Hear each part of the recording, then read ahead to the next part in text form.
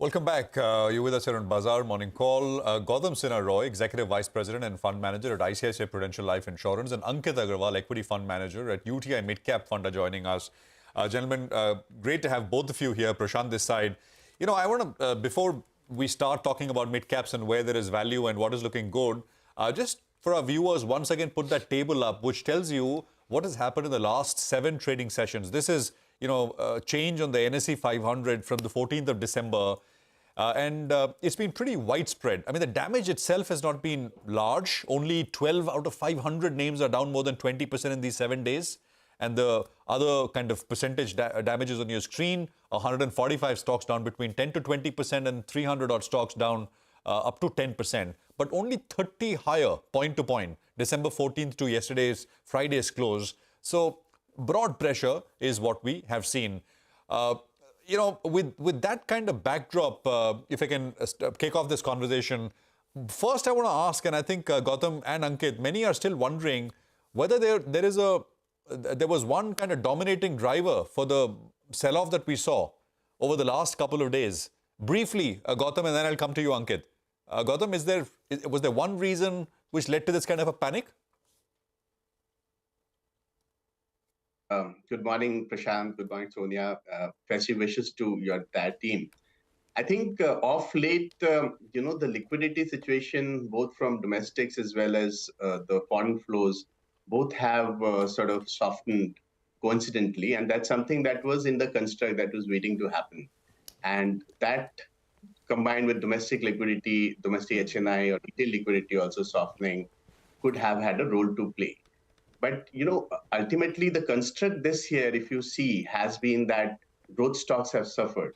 Why have they suffered? The biggest reason is the Fed fund rates, which have been hiked almost like 400 basis points, which is a very unprecedented sort of a year from that perspective. So the shift away from growth stocks has been a phenomena which has been there through this year. And somewhere for a large part of this year, Indian stocks have been supported by the domestic liquidity, which of late we have seen signs of easing. And that is what is reflecting the charts that you showed. Gautam, I spoke with S. Narain on the mutual fund side, who said broadly, I mean, this is a broad take, that mid-caps and small caps, generally, there is the room for valuation. This was about 2 weeks ago. Room for valuation comfort perhaps is a little low as we head into the new year.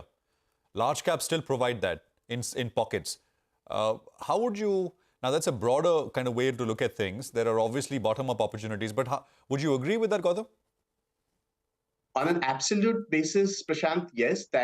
Would you say that mid-caps are attractive today versus large caps on a very absolute basis from a near-term perspective? Probably not yet. That would need a little bit more of a correction. But if you think of it from more of a longer duration perspective, so as you look at India, India is clearly the fastest growing, one of the largest economies in the world. It's a very strong, place to be in for an equity investor. You have a very large GDP and it's growing at the fastest clip in the world over the next 5 years. And which set of stocks are most levered to this growth opportunity? If you ask yourself, the obvious answer would be mid caps. And within mid caps also, you are seeing emergence of new sector after sectors. I think chemicals was one sector which emerged 5-6 years back, still going strong. We're taking market share from the rest of the world. Then electronics led by PLI manufacturing, that's another sector which has emerged. Many of the domestic facing sectors which have not done well historically, like QSRs, hospitals, the broader retail space, I would say, they have also started doing well. In fact, now you have quite a few set of companies which look very good in diverse sectors like apparel, footwear, diagnostics. So, it's a very interesting set of companies which have come up in the mid-cap space. So I would suggest that if you have a long enough duration, which is maybe 5 years or more, you can continue to invest in mid-caps with a selection of stocks which will be very important. I think the selection part here today is more important because the other piece which is happening globally is that definitely there are growth headwinds, right? Yeah. A lot of this headwinds is driven by interest rate hikes too and other factors. So if you get your growth call right, then I think you will still find opportunities in mid caps, and especially if your duration is 5-7 years, definitely a good opportunity to invest. Okay, in fact, let's get Ankit Agarwal, who manages the UTI Midcap Fund, to join into this conversation. Ankit, good morning. I noticed, in your top 10 stocks in your portfolio, in your fund, you have a lot of financials. So whether it is Federal Bank, the City Union Bank, there is Shriram Transport Finance, Chola Mandalam.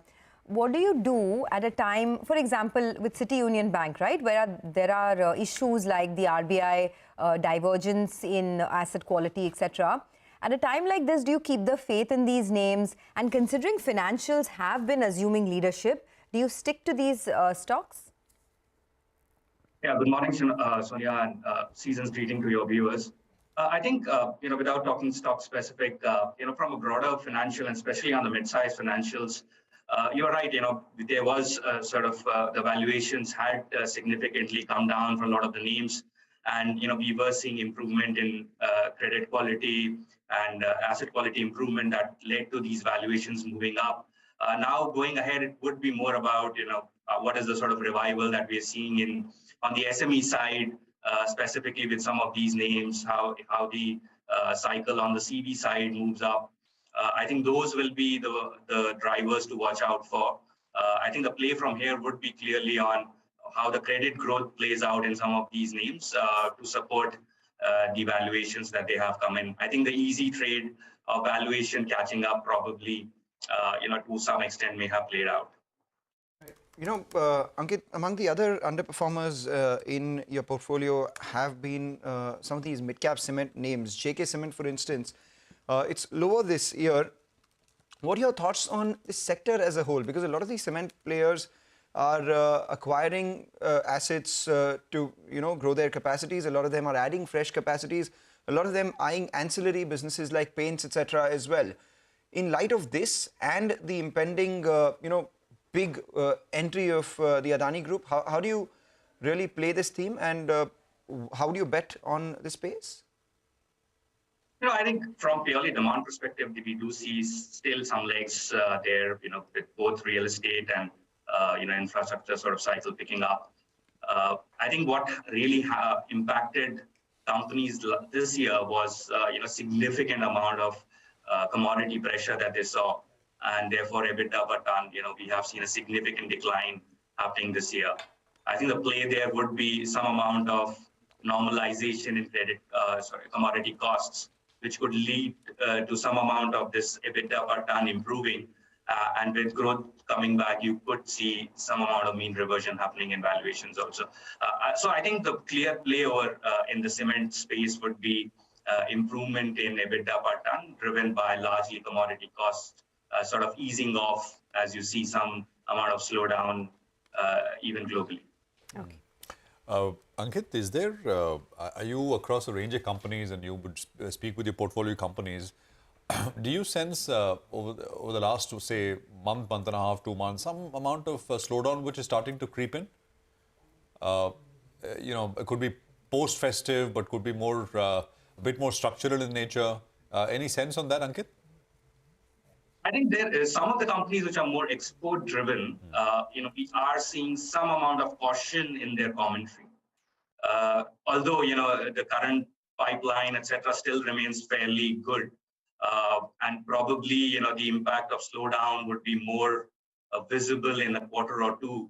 And therefore, companies are becoming more cautious. But we are not seeing any broad-based structural slowdown. I think some of the drivers which were helping some of the companies, whether it's more domestic manufacturing or whether, it's more export out of India, the benefit from, global supply chains shifting, etc. I think all those trends do remain intact, but maybe some of the export-driven companies are becoming a little bit more cautious in their commentary. Okay. Gautam, one last question to you. You have identified a couple of new sectors. I mean, you talk about how new sectors like electronics, chemicals, hospitals, hotels, QSR have emerged. So do you see potential here? And is this a good time to buy, or do you think you can get a better opportunity over the next couple of months? I think, Sonia, for many of these sectors, it's a very long-term structural opportunity. Just like in chemicals, we started seeing that opportunity emerge maybe in 2014 or thereabouts. And we have seen really large scale, you know, large cap companies emerge out of the sector. So what happens is that one of the driving factors of this is essentially formalization of certain sectors, business shifting from informal economy to the more formal economy, be it in hospitals, be it in dining out and all those. That is a big driver of change in many of these domestic facing sectors, I would say. And hence, I believe that many of these opportunities are more structural in nature. They would have legs probably for 5 years, even more. And we'd see, and in hospitals especially, we have already seen a large cap emerge. And in many of these sectors, we'll continue to see that happening again and again, because the construct of India always remains the same, right? It's a very large market. And if you have a tailwind of formalization, if you have a business model which is in place, if you have unit economics in place, then the opportunity to create wealth in individual sectors is very high. We have seen that in jewelry sector, for example, earlier within the entire retail gamut. So why can't that happen in many other pieces of the overall retail pie? All right, Gautam, Ankit, thank you so much for joining in and giving us your thoughts, as well as speaking on a wide range of sectors as well. The underlying theme being that India is a large market. You get the growth call right and get right companies. And in the long term, of course, you are likely to see an outperformance coming in from the mid caps as against the large caps because of the growth runway that these companies have. Wish both of you and your teams a very happy new year as well, 2023. May you guys make a lot of wealth for yourselves and the investors. With that, let's talk about another company that we have lined up for you, Metro Brands. The stock obviously has seen a big up move this year, trading at upwards of 800 rupees versus the IPO issue price of close to around 500.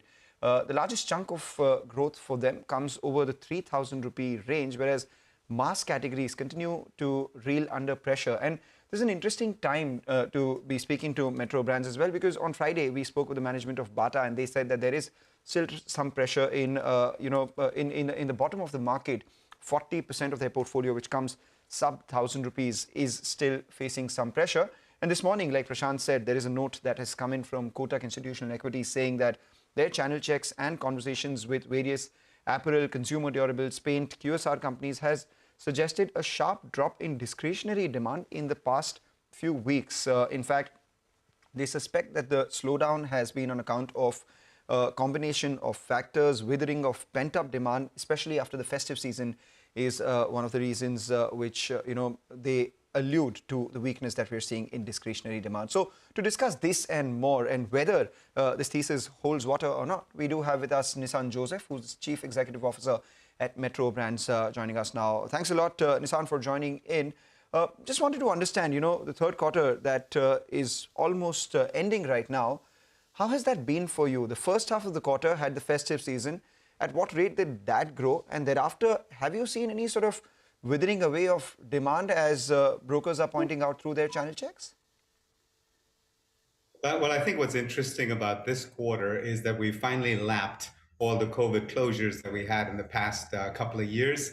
While we did lap it, the stores came online at a different pace. High streets came on faster than malls last year.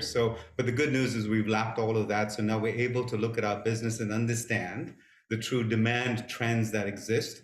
That lapping also includes the fact that there was some pent-up buying. That pent-up buying last year was fungible, so it didn't go on forever. Thankfully, we didn't have any stimuluses or other impetus that were put into the business that we needed to offset. Our demand continues to stay robust. We see it on trajectory with how we projected our business. There is, of course, the spikes that come with the wedding season, and there's also slight decline when the wedding season tapers off, as it is doing right now. But these are all planned and baked into the way we planned our sales. So we're quite pleased to see that the quarter, as we lap both the pent-up demand from last year, but equally there are some other pressures on discretionary income this year. Travel has opened up considerably, so people are traveling quite a bit. So while there's some competition for the discretionary dollar or the discretionary rupee, there's also a lot of demand, and people are buying and spending money, and we're pleased to see that. Okay. So tell us a little bit about what the contribution of premium products have been to your portfolio. What is the kind of target that you're looking at? I think you were talking about how the biggest growth comes in from the 3,000 rupee, the over 3,000 rupee price range. So what has the contribution been and what will the impact be on your operational performance? Yeah, so thankfully, Sonia, we don't play much in the lower segment of the business. We play to a mid to premium market, and we're seeing demand continue to remain robust there. Most of our gains are coming from the plus 3,000 range. We see that as India starts to grow in incomes of the middle class family, the discretionary income starts to become a little bit more of a nature that they want to spend on better things for themselves. And we're pleased to see that continue. We anticipate that our growth north of the 3,000 rupee mark will continue to stay strong and robust. All right, Nissan, hi, good morning. So, so the pace, the momentum is as strong as it was. You're saying no change at all for 3,000 plus category at all.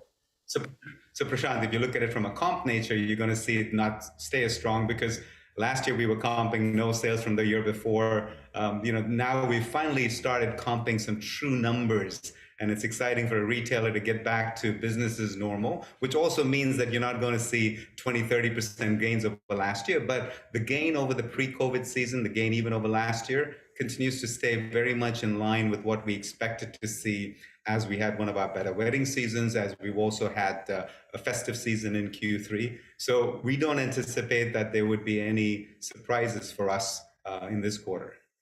Right. What kind of sense do you have with regards to some of your recent additions? I mean, you went ahead and bought the Fila portfolio from Cravatex. The last year they did revenues of almost 156 odd crores, of course, on a much smaller store base. How big do you think you can scale this business up to? Have you made any initial calculations of the synergies, etc. as well? Yeah. So speaking to the premium range, I also want to add that, our flip-flop sales continue to perform very well. So we're quite pleased to see that products north of 6,000 rupees are also selling well. The Fila acquisition is a long-term play. It's a multi-decade agreement. And as everything we do at Metro Brands, it has a real long-term perspective on it. We fully anticipate to be able to take advantage of the trend towards sports and healthcare in India. We take advantage of the fact that it's been a white space for us in our portfolio of brands. So there's a lot of things that help us gain momentum as we're able to launch Fila the right way back into the country and become an aspirational brand for Indians that seek sports and fashion, lifestyle, apparel and footwear. Can you give us some numbers, Mr. Joseph? I mean, on an average, the run rate that you're clocking in right now is about 500 crores per quarter. And it's been a good growth of 50% year on year. Is that something that you can sustain in the second half of the year as well, 500 crores per quarter, or can you do much better than that?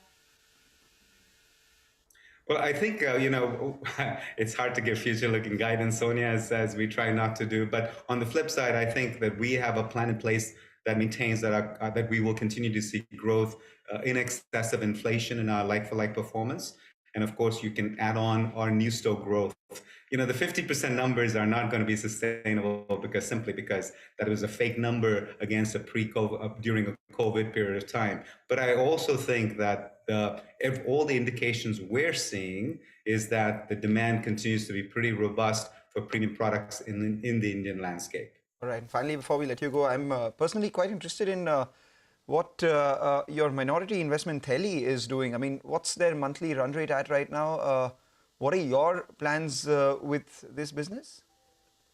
We're very excited about Theli from the standpoint that it is a strong effort into sustainability. And that's something Metro Brands is very committed to. And the thing we really liked about Theli was their ability to take plastic bags and recycle them and use them into footwear.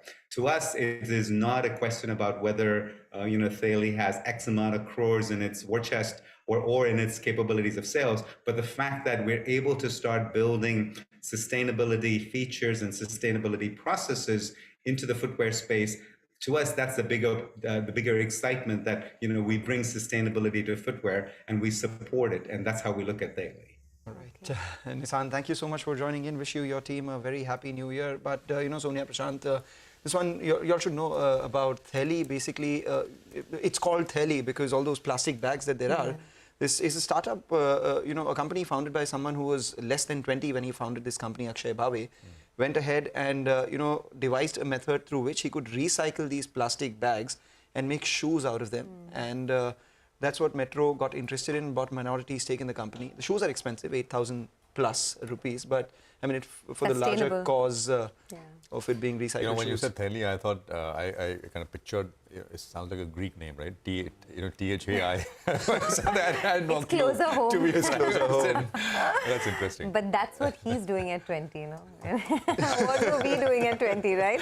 I mean, the young generation these days, fabulous initiative over there. But let's do one thing. Let's take a quick break on that note. The market, by the way, just wanted to get a quick word in, is looking great. I mean, after the steep sell-off that we saw, there's a recovery. Now at the high point of trade. We'll be joined by Mitesh Thakkar to give us a quick technical trade on the other side. Stay tuned.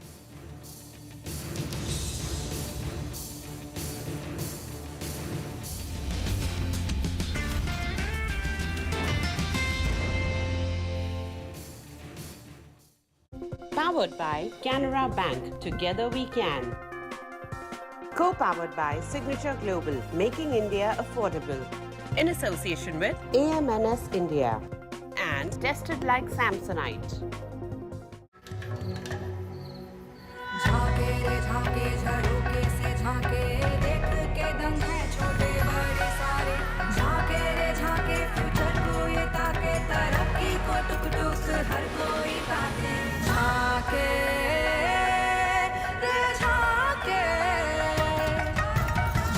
Reimagineering brighter futures with smarter steels. ArcelorMittal, Nippon Steel India. Smarter steels, brighter futures. Everyone looks at the world today. At Hyundai, we go beyond with experiences that take us forward. Inspired by our today, we design your tomorrow. Some said electric is the future. We said, why stop there? At Hyundai, we are going beyond mobility, and you are welcome to join us.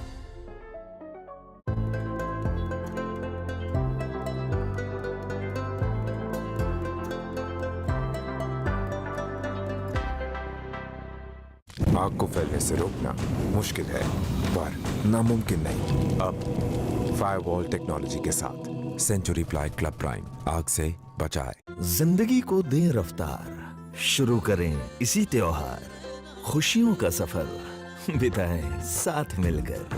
त्योहार तभी हो जब अपने साथ हो। SBI के संग इस त्योहार छोटी किश्त से बड़ी खुशियां ले आए। SBI, the banker to every Indian.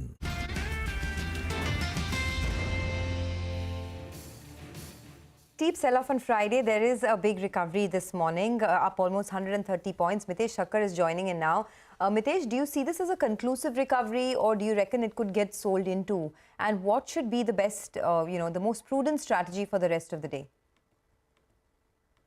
Good morning again, Sonia. My belief is that this is more of a bounce back. See, the fall was not only on Friday, but in fact for last about 7 odd sessions, we had seen the markets decline from 18,700 to about 17,000 or levels just below 17,800. So about 900 points kind of fall. I think there could be some more legs to it. And I've talked about, trying to explore shorting around the 18,050 mark. I think maintain that kind of view.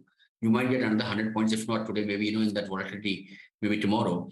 But I think around 18,050 is a good level to explore shorting. And the overall structure still remains negative. So this looks like more of a bounce back to me. On the stock side, I have one buy and one sell. Dr. Reddy's is breaking its 200 average negative candle today. That's a sell with a stop just above levels of 42.80 for targets of around 150, 41.40 on the downside. And Pidilite, on the other hand, is bouncing back from the 200 average. A good setup on the intraday charts as well. That's a buy. Keep a stop just below levels of around 24.78, which is the 200 average level, so about 2-3 points below that, and a target of around 25.60 on the upside can be looked at. Mitesh, 2 more names. One is Container Corporation. I put this out earlier. So on Friday, it broke through that May low rising trend line.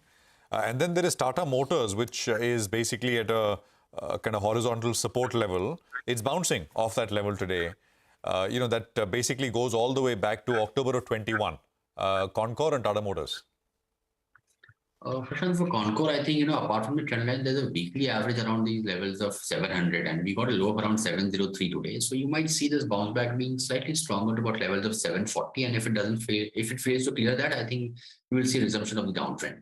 Tata Motors, on the other hand, while I've been bullish on the stock a couple of quarters back, I think now it's showing some kind of fatigue on the long-term chart. So while today good bounce back is happening, again, I think, difficult for the stock to get past 392, 393 in the short term, which is where we had an October low.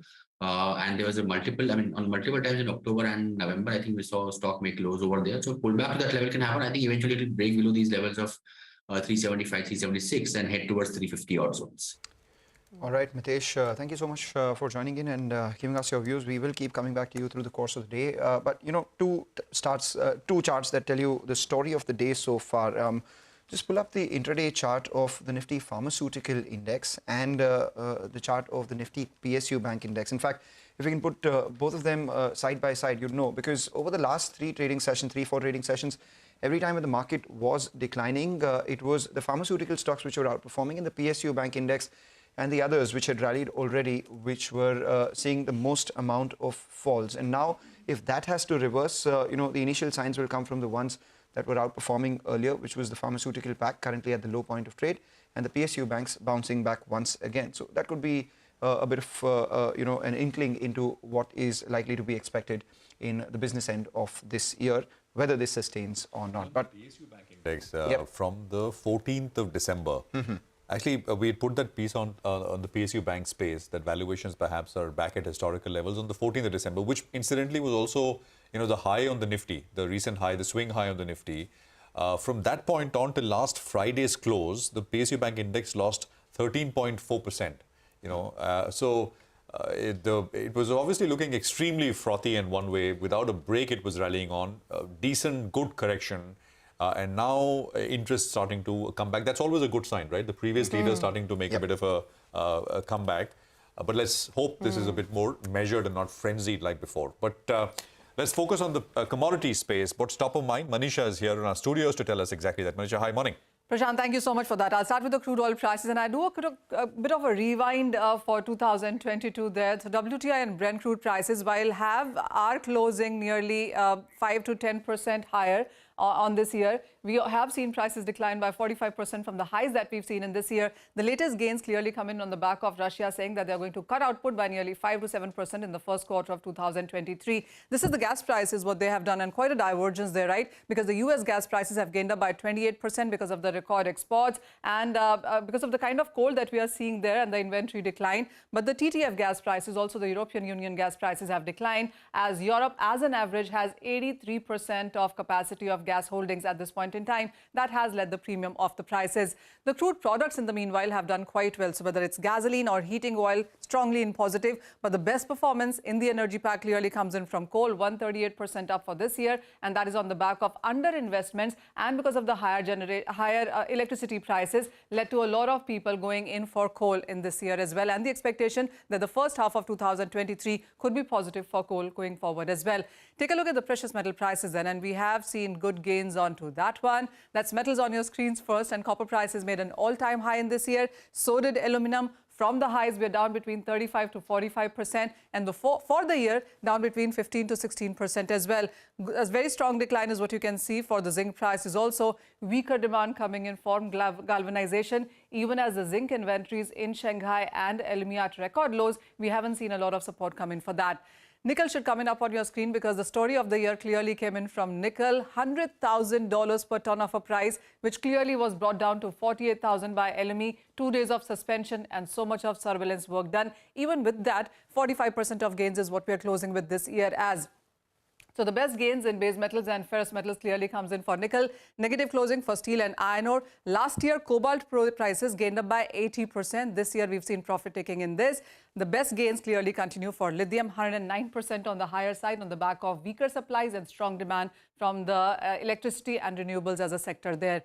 Precious metal prices, if you look at that, we've seen gains come in for gold in the Indian markets, not so much in dollar terms, but the silver price is clearly an outperformer, 3% up in dollar terms and nearly 15% up in the rupee terms as well. In the international markets, platinum continues to outperform. Last year was 7% of a decline. This year is 5% on the higher side. Okay, thanks a lot, Manisha, for that. Well, let's get back to equities now. Abhishek is tracking Equitas Small Finance Bank. Abhishek, why is that? Well, Sonia, to begin with, Mr. P.N. Vasudevan has decided to stay as the MD and CEO of the bank. So he was earlier planning for philanthropy work post his retirement that was scheduled for 22nd of July 2023. So he had expressed a desire to move on from the bank after identifying a successor to his position. However, the board has resolved to renewing his term for another period of 3 years, that is from 23rd July 2023 to up to July 2026. So this is subjected to RBI approval and shareholders approval as well. Back to you. Right, Abhishek, thanks a lot for that. Another stock on our radar is Siemens. What's the news out there and what's making it a buzz? We have Vivek with us. Vivek. Well, that's right. So the company has given a further update to the news that it had earlier given to the exchanges on December 6th. So the company has now gone ahead and received the letter of award from the Ministry of Railways. Remember, the company had emerged as the lowest bidder for a significant project. Now, this is a 9,000 horsepower electric locomotives project in Gujarat. And this particular project involves manufacturing and maintenance project over a period of 11 years. Now, what is the significance of this particular project? According to analysts, at a run rate of almost 100 units for this particular project, this particular business can actually generate revenues of close to 1,000 crores for Siemens. In fact, tender involves supply of 1,200 locomotives over a period of 11 years. And they estimate the total value of the tender to be a little over 28,000 crore. And as per newspaper reports, which we haven't independently verified, the base price quoted by Siemens for this particular bid was almost 13,700 crores. Significant order win and update that's been provided to the exchanges. Okay, thanks a lot, Vivek, for that. Well, let's slip into a quick break now. On the other side, we'll connect with Sanjeev Singhal of Mazgaon Dock Shipbuilders to discuss how the company will benefit after the Defence Acquisition Council cleared acquisition proposals worth over 84,000 crores. Stay tuned.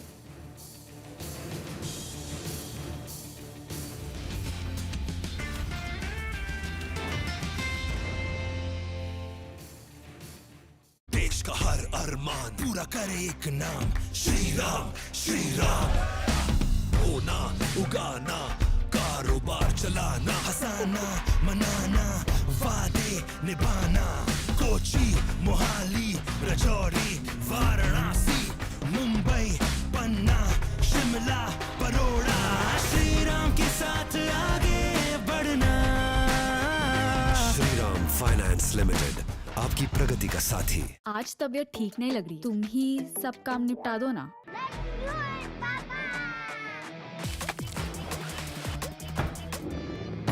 अरे tension किस बात की? Century MDF का लो emission premium plus है ना, higher density है, water resistant भी है, यानी ये है जहाँ नो टेंशन वहाँ। Low emission premium plus by Century ProWood. Retail investors should develop the habit of examining and reviewing their transactions and trading accounts on a periodic basis. Make sure there are no surplus funds lying idle in your account. It is also advisable to insist on regular settlement of your trading account. Smart investors opt for a monthly or quarterly settlement to keep track of both funds and securities. If you notice any discrepancy or error, you need to immediately bring it to the notice of your broker and get satisfactory response within reasonable time. For unresolved issues, contact your nearest NSE Investor Service Cell for assistance.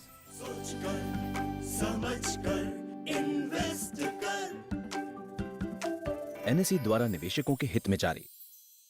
पुत्रवीर कमाल दिखा अपना, कभी table बन जाता है तो कभी अलमारी। वीर MDF आम प्लाईवुड से ज्यादा मजबूत, ज्यादा किफायती, दिखे चकाचक, दिखे टकाटक।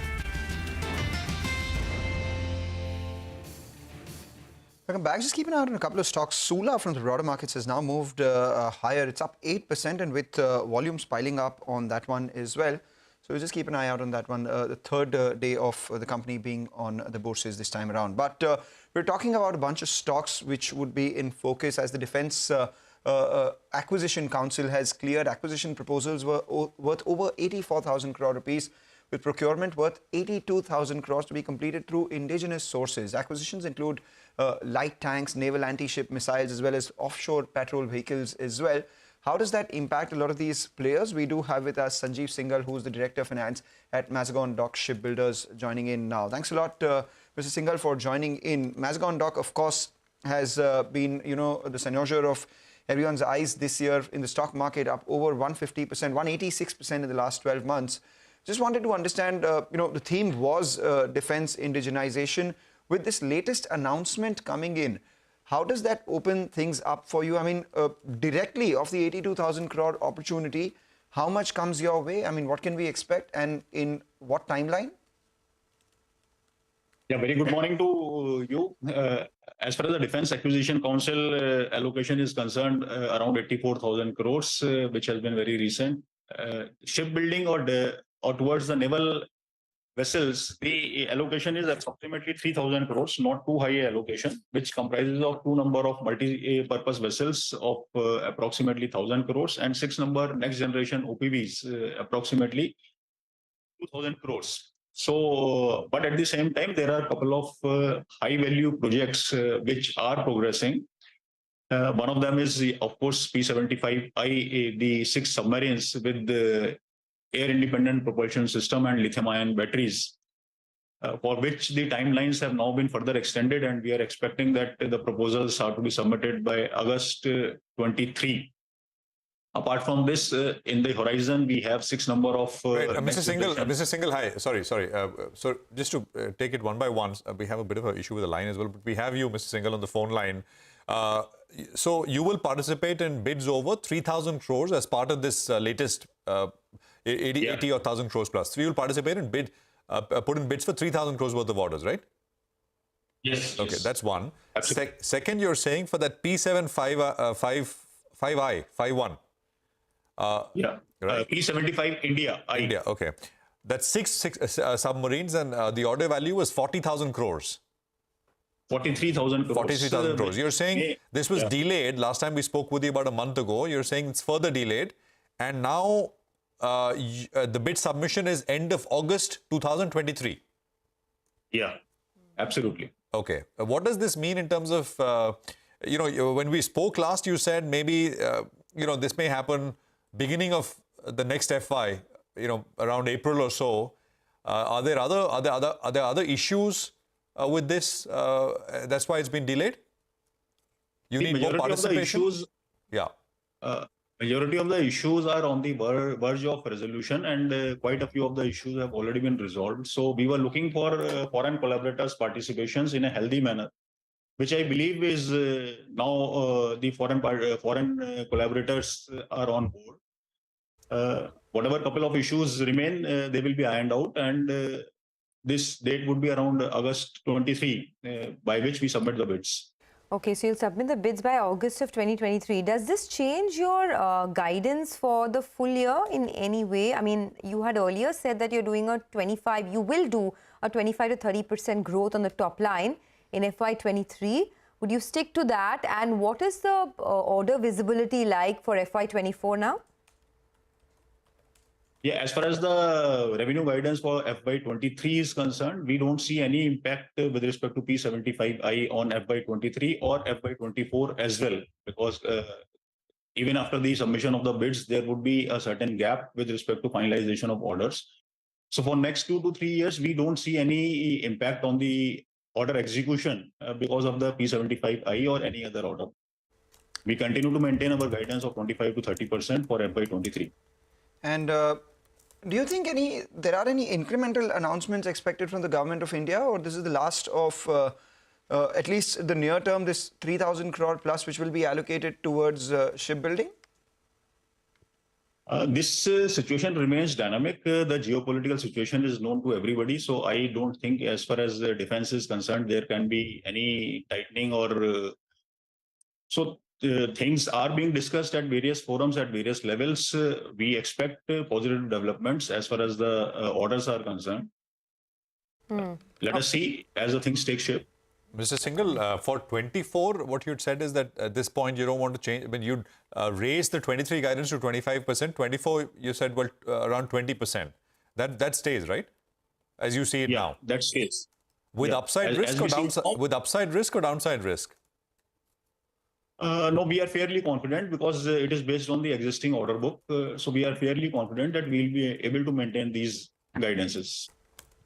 Okay, you'll be able to maintain the guidance. Got that. Mr. Singhal, thanks a lot for joining in, and it was a pleasure speaking with you. That's Mazgaon Dock Shipbuilders. They are sticking to their 25 to 30% growth guidance on the top line by FY23. And they spoke a lot about the approvals that have come in from the Defence Acquisition Council and what this means for their business. With that, it's a wrap on Bazaar. We leave the markets in fine fettle, actually. The Sensex is up almost 500 points. The Nifty is up 127 points. So the start to the last week of 2022 has begun with a bang. Thanks for watching Bazaar. Lots of trading ideas coming up on Chartbusters.